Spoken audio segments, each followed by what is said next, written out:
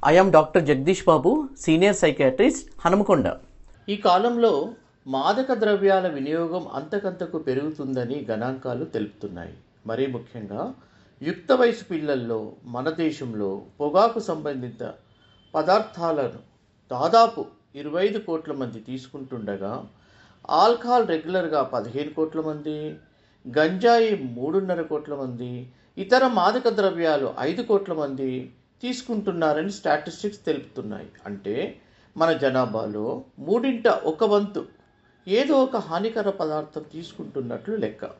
ఎక్కువగా వాడుతున్న పదార్థాల లిస్ట్ ఏంటంటే nicotine, alcohol, cannabis, amphetamine, cocaine, crystal meth, heroin, MDMA, LSD, కీటమిన్.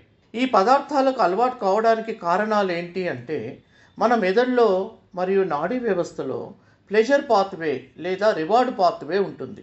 ఇది ప్రభావితం కావడం వల్ల మన మెదడులోని కొన్ని న్యూరో హార్మోన్స్ డోపమిన్, ఎండార్ఫిన్ లాంటివి స్రవించడం వల్ల ఒక కిక్ లాగా ఫీల్ అవుతారు. అయితే ఈ ప్లెజర్ తాత్కాలికం కాబట్టి మళ్ళీ ఆ ఎంజాయ్మెంట్ కోసం తీసుకోవడం వల్ల అది అలవాటు లేదా వ్యసనంగా మారుతుంది. వివిధ శరీర భాగాలు క్రమక్రమంగా దెబ్బతింటాయి. మానసికంగా ఎన్నో మార్పులు వచ్చి భ్రమలు, భ్రాంతులు, భయాలు, అనుమానాలు, అపోహలు, కోపతాపాలకు గురవుతారు.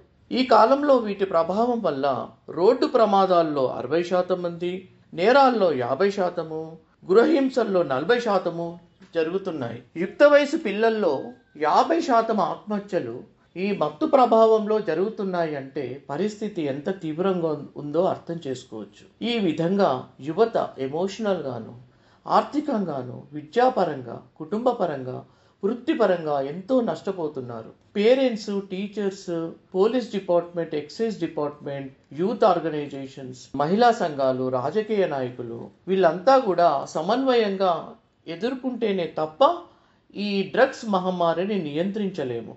ప్రతి కాలేజీలోనూ, వీధిలోనూ డ్రగ్ కంట్రోల్ కమిటీ ఏర్పాటు చేసి పోలీసు వారితో పాటు అందుబాటులో ఉండి ఎప్పటికప్పుడు అవగాహన శిబిరాలు ఏర్పాటు చేయవలసి ఉంటుంది.